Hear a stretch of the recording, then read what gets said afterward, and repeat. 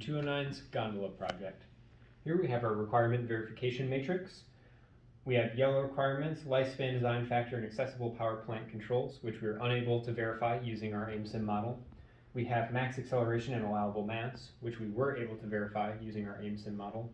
And we have power consumption, which did not meet the requirement because we found that it was physically impossible to move the mass at a certain acceleration to different points within a given time period. So it was greater than what we defined. Over here we have our two elements of realism. This is a DC motor assembly here, and then we have a reducer which simulates a gearbox. And I'll show you our AIM-Sim model. Over here we have our piecewise function going into a PID loop, which defines the voltage of the DC motor, which in turn defines the power of the shaft output, which goes to the rope and sheave assembly. This rope and sheave assembly simulates the gondola and the mass being the gondola itself.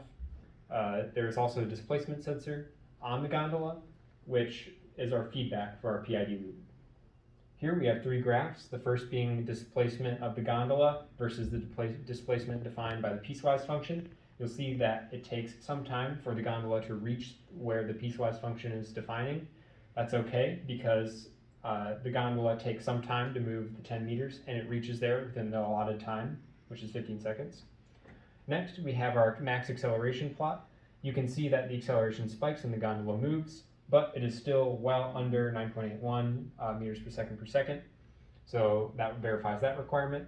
And finally, we have our power, which you can see goes nearly to 25 kilowatts, which is well above our requirement.